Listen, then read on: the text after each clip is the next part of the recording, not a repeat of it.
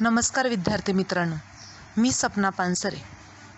आज आपण इयत्ता 6वीच्या पाठ्यपुस्तकातील 5वा पाठ सुगरणीचे घरटे हा अभ्यासणार आहोत।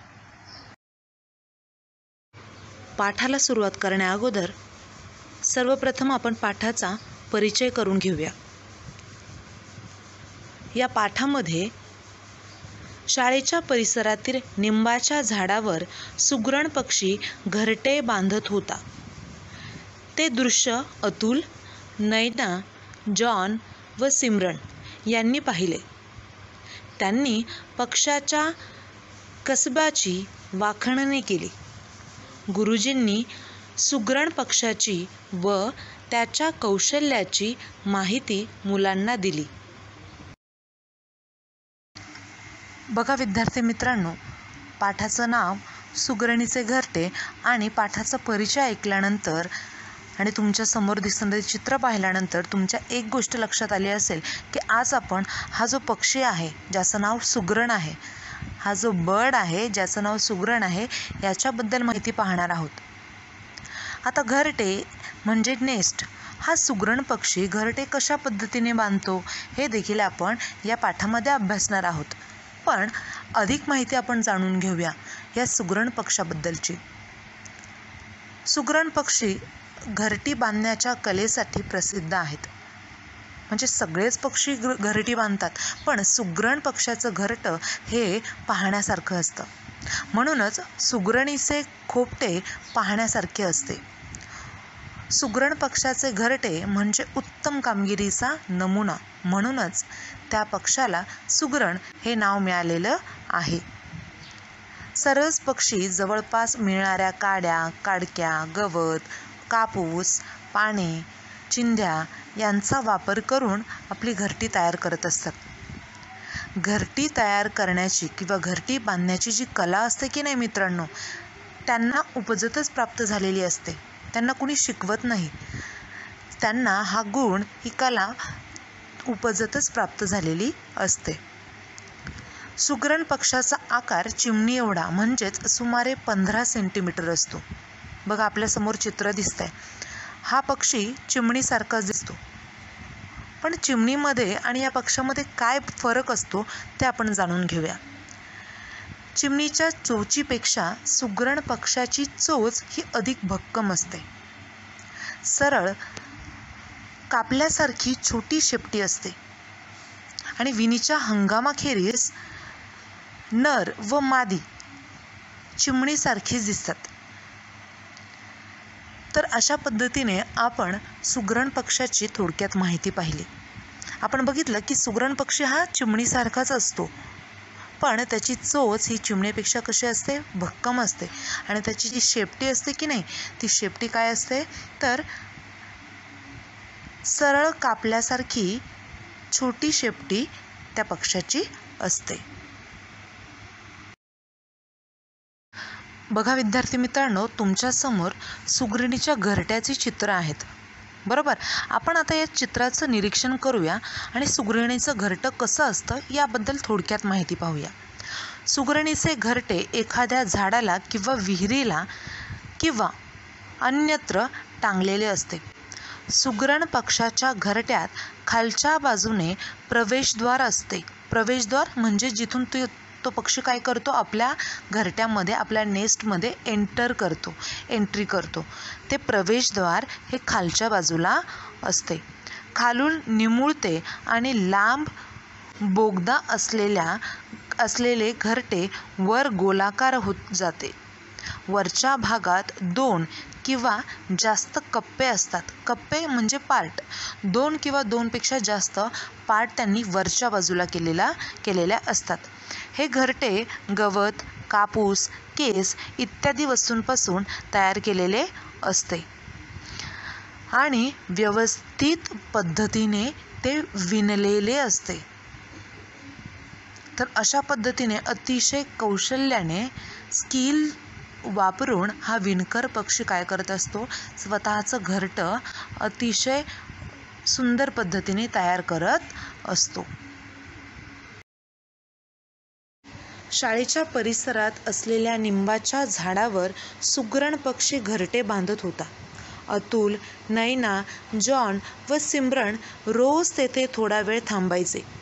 सुगरण पक्षी कसे घरटे बांधतो याचे निरीक्षण करायचे. त्याच्या हालचाली त्यांचे मन मोहून टाकायच्या. कुठे घाई नाही, गडबड नाही, सगळे कसे नियोजनबद्ध असे नैना नेहमी म्हणायची. तिला त्याच्या कामातला सफाईदारपणा, नीटनेटकेपणा आवडायचा. जॉनला त्याची चिकाटी व अतुलला त्याची कष्टाळू वृत्ती भावून जायची. सिमरनला वाटायचे किती मेहनती आहे हा पक्षी. आपल्या सुगरणीसाठी व पिल्लांसाठी एवढे सुरेख घरटे बांधतो. त्यासाठी अपार मेहनत घेतो. खरंच खूपच जबाबदार व कुटुंबवत्सल पक्षी आहे हा. तर बघा विद्यार्थी मित्रांनो, पाठाच्या सुरुवातीला आपण पाहिलं की शाळेच्या परिसरात म्हणजे शाळेच्या आवारामध्ये, शाळेच्या सराउंडिंगमध्ये एक निंबाचं झाड होतं आणि त्या झाडावर सुगरण पक्षी काय करत होता तर घरटे बांधत होता. आणि अजय, नैना, जॉन व सिमरन रोज थोडा थोडा वेळ तो कशा पद्धतीने घरटे बांधतोय हे निरीक्षण करून म्हणजे ऑब्झर्वेशन करून काय करायचं ते पाहिजे. निरीक्षण करणे म्हणजे नीट बारकाईने पाहणे. अतिशय बारकाईने ते काय करायचे पाहायचे की हा सुगरण पक्षी कशा पद्धतीने घरटे बांधतोय. त्याच्या प्रत्येक हालचाली त्यांचं काय करायच्या, मन मोहून टाकायच्या म्हणजे अट्रॅक्ट करायच्या की तो जो हालचाली करतोय त्या हालचालींकडे ही मुलं अतिशय बारकाईने लक्ष द्यायचे. त्या पक्षाला कुठेही घाई नव्हती, गडबड नव्हती, सगळे कसे नियोजनबद्ध म्हणजे योजना आखून म्हणजे वेल प्लॅन्ड, अतिशय सिस्टमॅटिक पद्धतीने काय करायचा तो घरटे बांधताना दिसायचा असे नैना नेहमी म्हणायची. तिला त्याच्या कामातील सफाईदारपणा म्हणजे स्वच्छता फार आवडायची. त्याचबरोबर नीटनेटकेपणा देखील त्या पक्षाच्या कामामध्ये तिला दिसायचा. जॉनला त्याची चिकाटी तर अतुलला त्याची कष्टाळू वृत्ती फार आवडायची. चिकाटी म्हणजे जिद्द, डिटर्मिनेशन आणि कष्टाळू वृत्ती म्हणजे मेहनत करण्याचा स्वभाव, हार्डवर्किंग नेचर हे त्यांना फार आवडायचं.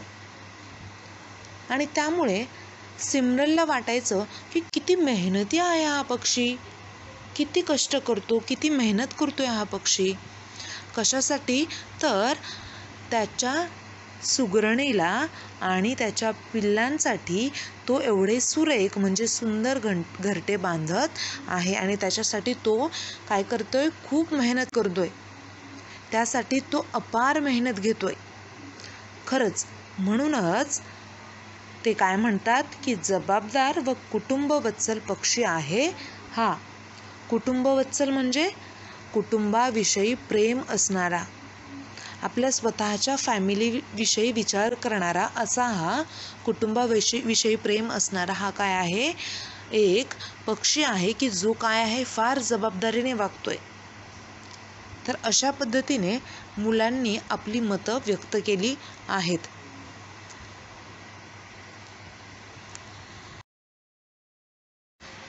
मुले घरटे पाहत असताना गुरुजी तेथे आले. गुरुजींनी मुलांना विचारले, काय रे मुलांनो, काय पाहत आहात? मुलांनी घरट्याकडे बोट दाखवले आणि म्हणाले, गुरुजी पहा ना, सुगरण पक्षाने किती छान घरटे बांधले आहे. गुरुजींनी घरट्याकडे पाहिले. ते मुलांना म्हणाले, मुलांनो, सुगरण पक्षी नीटनेटके आणि मजबूत घरटे बांधतो. गवताच्या बारीक पण चिवट काड्या गोळा करतो आणि आपल्या चोचीने सुबक व भारी घरटे विणतो. बघा पुढे जेव्हा ही मुलं चर्चा करत होती तेव्हा तिथे कोण आलं, जेव्हा ही मुलं त्या घरट्याकडे पाहत होती तेव्हा त्यांचे गुरुजी म्हणजे त्यांचे शिक्षक तिथे जवळ आले आणि त्यांनी विचारलं, काय पाहत आहेत रे मुलांनो? तेव्हा मुलांनी उत्तर दिलं, स्वतःचं बोट दाखवून त्यांनी सांगितलं की गुरुजी पहा ना, सुगरण पक्षाने किती छान घरटे बांधले आहे. मग गुरुजींनी देखील काय केलं, घरट्याला पाहिलं. ते मुलांना म्हणाले की मुलांनो, सुगरण पक्षी नीटनेटके आणि मजबूत घरटे बांधतो. गवताच्या बारीक पण चिवट काड्या गोळा करतो. चिवट या शब्दाचा अर्थ होतो न तुटणाऱ्या. अशा काड्या काय करतो तो, जमवतो. आणि बारीक, अतिशय बारीक आणि चिवट अशा काड्या तो काय करत असतो, जमवत असतो. आणि आपल्या चोचीच्या साहाय्याने सुबक म्हणजे सुंदर व भारी असे घरटे तो तयार करत असतो. भारी म्हणजे मौल्यवान, प्रेशियस. आता आपण सुरुवातीला पाहिलं होतं बघा, हा चिमणीसारखा दिसणारा पक्षी आहे, पण याची चोच ही चिमणीपेक्षा जास्त मजबूत आहे. याचं कारण असं आहे की तो जो विणकाम करतोय, तो जे हे घरटे बनवतोय, ते घरटे कशाच्या साहाय्याने बनवतो आहे, तर स्वतःच्या चोचीच्या साहाय्याने बनवतोय.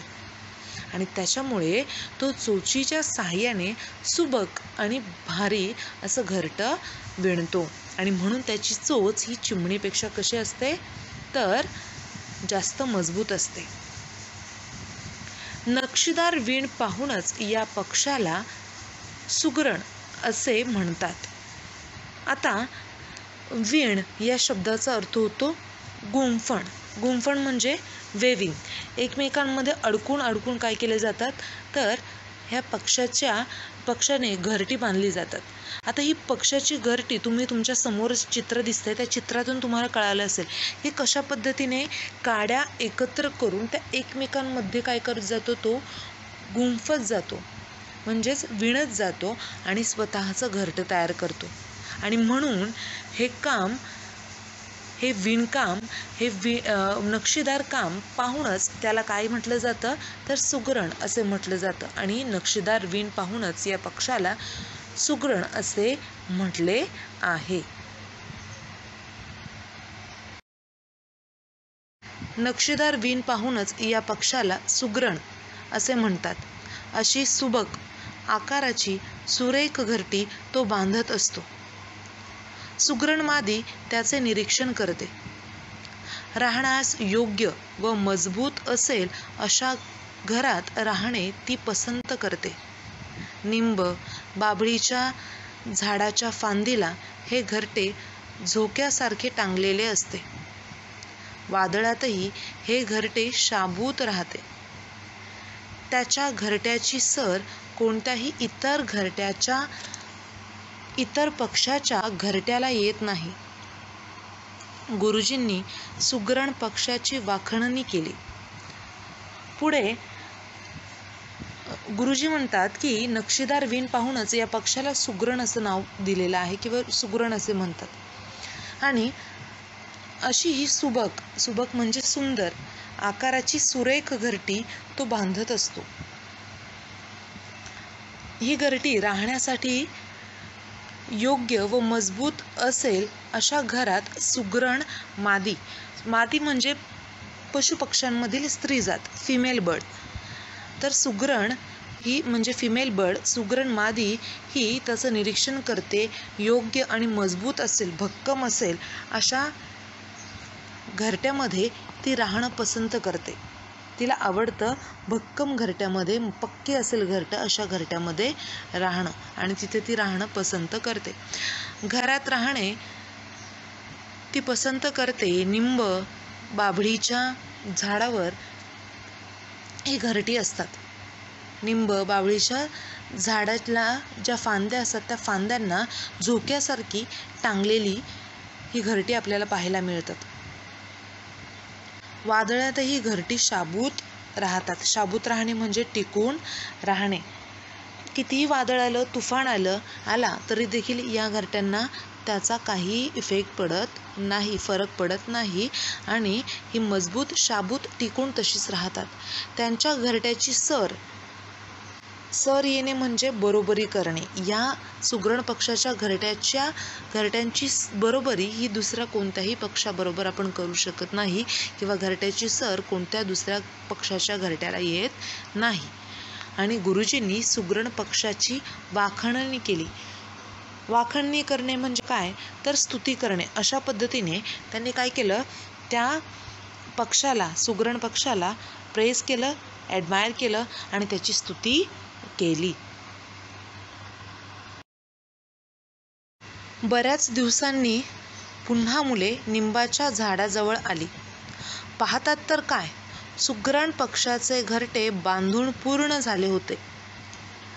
झाडाच्या फांदीवर बसून घरट्याचे निरीक्षण करणारी सुगरण त्यात राहायला आली होती. नयन म्हणाली, सुगरण पक्षी किती आकारबद्ध घरटे बांधतो, तेही चोचीने. आपल्याला असे घरटे तयार करता येईल का? किती कसबी विणकर आहे हा पक्षी. बघा, शेवटी बऱ्याच दिवसानंतर मुले पुन्हा एकदा जेव्हा निंबाच्या झाडाजवळ गेली तेव्हा तर त्यांनी पाहिलं की आता घरटं पूर्णपणे तयार झालेलं होतं आणि सुगरण पक्षी जी होती, मादी होती, ती त्या घरट्यामध्ये निरीक्षण करून भक्कम घरटे, मजबूत घरटे पाहून त्यामध्ये आता ती राहायलाच गेलेली होती. झाडाच्या फांदीवर बसून घरट्याचे निरीक्षण करणारी सुगरण आता त्यात राहायला आली होती. नयन म्हणाली की सुगरण किती आकारबद्ध घरटे बनवतो. आकारबद्ध म्हणजे चांगल्या पद्धतीने बांधलेले, परफेक्ट शेप असणारं, वेल बिल्ड असं घरटं तो तयार करत असतो. आकारबद्ध म्हणजे वेल बिल्ड. तेही कशाने तयार करतो, तर स्वतःच्या चोचीच्या साह्याने इतके सुंदर आणि आकारबद्ध घरटे तो तयार करतो. आपल्याला असं घरटं तयार करता येईल का, असं ती विचारते. किती कसबी विणकर आहे हा पक्षी. कसबी म्हणजे कौशल्य असलेला, कुशल, स्किलफुल असा हा पक्षी आहे. आणि तो कसा आहे, तर विणकर आहे. तो काय आहे, तर विणकर आहे. विणकर म्हणजे धागे विणून वस्त्र बनवणारा. वेवर जो आहे तो जसं धागे विणून काय बनवत असतो, कपडा बनवत असतो, तशा पद्धतीने हा अतिशय स्किलफुल असा वेविंग करणारा म्हणजे विणकाम करणारा हा सुगरण पक्षी आहे. अशा पद्धतीने मुलांनी आणि गुरुजींनी सुगरण पक्षाचे निरीक्षण करून त्याची स्तुती या पाठामध्ये केलेली आहे. विद्यार्थी मित्रांनो, पाठाचं एक्सप्लेनेशन करत असताना, स्पष्टीकरण करत असताना पाठात आलेले कठीण शब्दार्थ हे मी तुम्हाला सांगितले आहेत. त्यांचा अर्थ हे देखील मी तुमच्यापर्यंत पोहोचवलेला आहे. पण पुन्हा एकदा या संपूर्ण पाठामध्ये आलेले काही कठीण शब्दार्थ आपण पाहणार आहोत, जेणेकरून जेव्हा तुम्ही पाठ वाचाल तेव्हा तुम्हाला कोणत्याही प्रकारची अडचण येणार नाही, प्रॉब्लेम येणार नाही. मजबूत, पक्के, नियोजनबद्ध, योजना आखून, सफाईदारपणा, स्वच्छता, चिकाटी, जिद्द, कष्टाळू वृत्ती, मेहनत करण्याचा स्वभाव, सुरेख, सुंदर, अपार, खूप, पुष्कळ, कुटुंबवत्सल, कुटुंबाविषयी प्रेम असलेला, चिवट काड्या, न तुटणाऱ्या काड्या, सुबक, सुंदर, भारी, मूल्यवान, वीण, गुंफण, मादी, पशुपक्ष्यांमधील स्त्रीजात, वादळ, तुफान, आकारबद्ध, चांगल्या पद्धतीने बांधलेले, कसबी, कौशल्य असलेला, कुशल, विणकर, धागे विणून वस्त्र बनवणारा. तसंच या पाठामध्ये काही वाक्यप्रचार देखील आलेले आहेत. वाक्यप्रचार व त्यांचे अर्थ आपण पाहूया. निरीक्षण करणे, नीट बारकाईने पाहणे, शाबूत राहणे, टिकून राहणे, वाखाणणी करणे, स्तुती करणे, सर येणे, बरोबरी करणे. तर अशा पद्धतीने आपण सुगरणीचे घरटे हा पाठ अभ्यासला आणि तुम्हाला समजलाही असेल. आता या पाठावर आधारित काही व्याकरणाच्या कृती आपण करणार आहोत. व्याकरण म्हणजे ग्रामर. त्यातला पहिला प्रश्न आहे विरुद्धार्थी शब्द लिहा. विरुद्धार्थी शब्द लिहा. पहिला शब्द आहे जबाबदार. तर जबाबदार या शब्दाचा विरुद्धार्थी शब्द म्हणजे अपोजिट वर्ड येणार बेजबाबदार. मजबूत म्हणजे पक्के, त्याचा अपोजिट वर्ड आहे ठिसूळ किंवा कमकुवत. योग्य अयोग्य, पूर्ण अपूर्ण. पुन्हा एकदा बघा, विरुद्धार्थी शब्द म्हणजे अपोजिट वर्ड्स. जबाबदार बेजबाबदार, मजबूत ठिसूळ कमकुवत, योग्य अयोग्य, पूर्ण अपूर्ण. प्रश्न दुसरी कृती आपण करणार आहोत. पुढील शब्दांचा वाक्यात उपयोग करा. Frame sentence using the following words. शब्द असे आहेत सुबक, कसब, चिकाटी आणि मजबूत. सुबक म्हणजे सुंदर, कसब म्हणजे कौशल्य, चिकाटी म्हणजे जिद्द आणि मजबूत म्हणजे पक्के. आता या शब्दांचा अर्थ मी तुम्हाला सांगितला. आता या शब्दांचा आपल्याला आपल्या वाक्यामध्ये उपयोग करायचा आहे. सुबक म्हणजे मी सांगितलं सुंदर. मग आपलं वाक्य कसं तयार करता येईल? सुंदर शब्द न वापरता तर सीमा खूप सुबक चित्र काढते. सीमा खूप सुबक चित्र काढते. कसब, कसब या शब्दाचा अर्थ होतो कौशल्य. मग मूर्तिकाराची मूर्ती बनवण्याची कसब वाखणण्यासारखी आहे. मूर्तिकाराची मूर्ती बनवण्याची कसब वाखणण्यासारखी आहे. पुढचा शब्द आहे चिकाटी. चिकाटी म्हणजे जिद्द. चिकाटी असेल तर कोणतेही काम नीट होते. चिकाटी असेल तर कोणतेही काम नीट होते. शेवटचा शब्द आहे मजबूत. मजबूत म्हणजे कसे? पक्के. प्राचीन काळातील ऐतिहासिक इमारतींचे बांधकाम मजबूत आहे. तर अशा पद्धतीने आपण शब्दांचा वापर करून वाक्य कशी बनवायची हे देखील शिकलो. पुढील प्रश्न आहे, पुढे काही शब्द दिलेले आहेत त्यापैकी सुगरण पक्षाला लागू होणारे शब्द शोधा व आकृती पूर्ण करा. शब्द असे आहेत नीटनेटकी, चिकाटी, आळशी, जबाबदार, सहनशील, कष्टाळू, स्तुतिप्रिय, निर्दयी, झोपाळू, कुटुंबवत्सल, कसबी. या शब्दांपासून तुम्हाला हे लक्षात ठेवायचे की यामधले कोणते शब्द सुगरण या पक्षासाठी योग्य आहेत. तर ते शब्द असे आहेत बघा, वर्तुळामध्ये सुगरण हा शब्द दिला आणि आजूबाजूला त्याच्याशी निगडीत असणारे त्याला लागू पडणारे शब्द दिलेले आहेत. कष्टाळू, चिकाटी, कुटुंबवत्सल, नीटनेटकी, जबाबदार, कसबी हे शब्द आपण पाठामध्ये अभ्यासले की जे काय आहेत, सुगरण या पक्षासाठी योग्य आहेत. सुगरणीचे घरटे हा पाठ आपण अभ्यासला. तुम्हाला या पाठातून काय शिकायला मिळाले हे तुम्ही तुमच्या शब्दात लिहायचं आहे. तर बघा, आपल्याला या पाठात काय काय शिकायला मिळालं. पहिली गोष्ट म्हणजे सुगरण हा पक्षी कसा आहे, त्याच्यामध्ये नीटनेटकेपणा आहे, कष्टाळूपणा आहे, चिकाटी आहे, मेहनत आहे. हे सगळे गुण त्याच्यामध्ये आपल्याला दिसतात. आणि तेच गुण जर माणसाने अंगीकारले किंवा आपण अंगीकारले तर काय होणार आहे, आपली सगळी कामं व्यवस्थित पूर्ण होणार आहेत. मग माणसाच्या अंगी जर नीटनेटकेपणा, चिकाटी, कष्टाळू वृत्ती व मेहनत करण्याची इच्छा असेल तर त्याचे कोणतेही काम सुरेख व वाखाणण्याजोगे होईल. जबाबदारीने नियोजनबद्ध कार्य करण्याची शिकवण या पाठातून या सुगरण पक्षाकडून आपल्या सर्वांना मिळते. मग आपण काय शिकलो तर जबाबदारीने वागणं आणि नियोजनबद्ध काम करणं हे देखील 2 महत्त्वाचे गुण आपण या पाठात शिकलेलो आहोत.